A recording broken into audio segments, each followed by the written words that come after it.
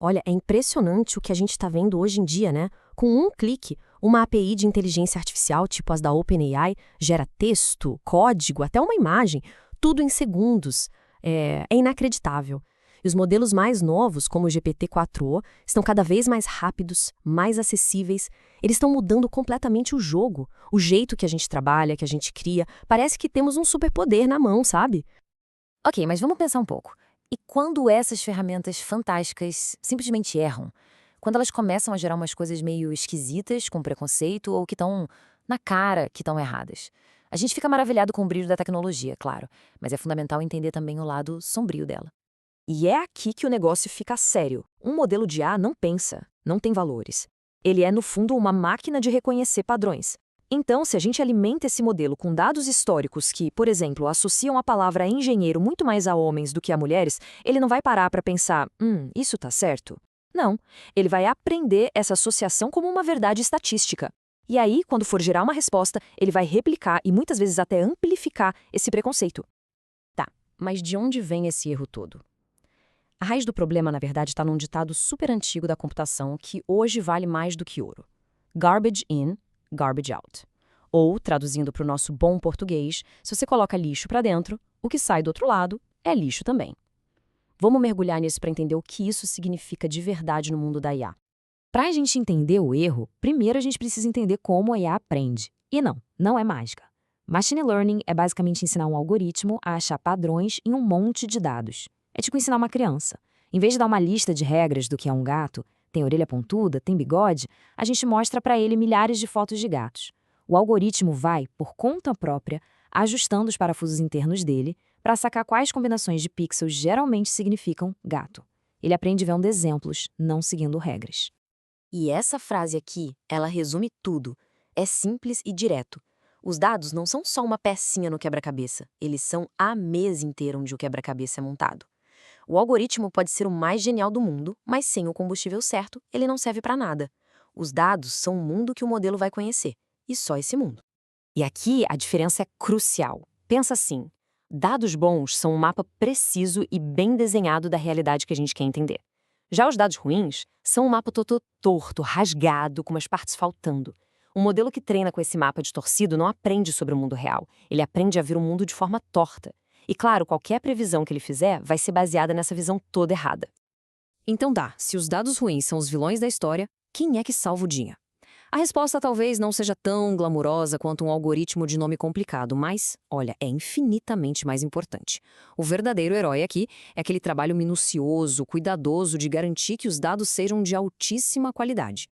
Com tudo isso em mente, fica a pergunta, né? Num projeto de IA, o que é mais decisivo? É escolher o algoritmo mais moderno? É fazer o ajuste fino dos parâmetros? Ou é preparar os dados? O que realmente separa o sucesso do fracasso? E a resposta é essa, sem rodeios. É como ter o motor de uma Ferrari. É incrível, potente. Mas se a gente colocar areia no tanque em vez de gasolina, ele não vai a lugar nenhum, certo? A preparação dos dados é exatamente isso. Garantir que o motor da nossa IA receba o combustível mais puro possível para poder funcionar direito.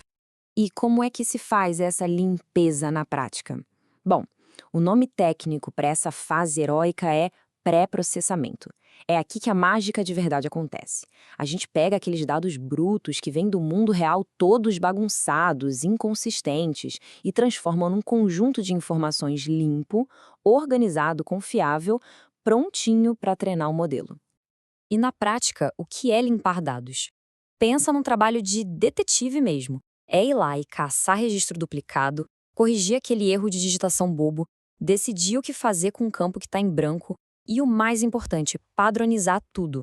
Imagina só, um dado está em centímetros, outro em milímetros, vira uma confusão para o modelo. E isso fica ainda mais crítico em áreas como a termografia. Lá, não basta só padronizar unidades de medida. A coleta de dados precisa ser super controlada. Tem que anotar a temperatura do ambiente, a umidade, a distância, tudo. Porque qualquer coisinha dessas, qualquer influência externa, vira um ruído. E se o modelo for treinado com esse ruído todo, ele não vai aprender o padrão real, ele vai aprender a bagunça. O processo fica sem validade nenhuma. Beleza, entendi. Mas e quem não está construindo um modelo do zero? Quem só usa uma API, tipo o ChatGPT?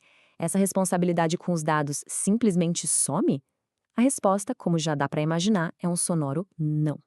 Vamos ver como isso se aplica no nosso dia a dia. Mesmo usando uma ferramenta que já está pronta, quem fornece os dados de entrada somos nós. Seja um prompt, um documento que a gente pede para resumir, um comando de voz. A clareza do nosso pedido, o cuidado de não colocar dados sensíveis ali, a checagem dos fatos, tudo isso é a nossa parte no pré-processamento. A qualidade da pergunta afeta, e muito, a qualidade da resposta. No fim das contas, a lição é essa. Aquele princípio do lixo entra, lixo sai, não é só para os desenvolvedores lá no laboratório de IA. Ele vale para cada um de nós, em cada interação.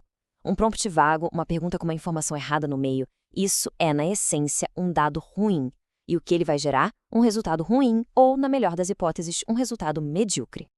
E para a gente fechar, fica essa reflexão no ar. A era da inteligência artificial nos deu ferramentas espetaculares, mas com elas vem também uma nova responsabilidade, uma responsabilidade enorme.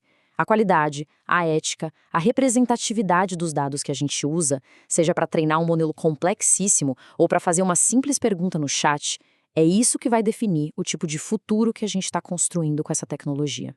Então a pergunta que fica é: o que é que a gente está colocando para dentro?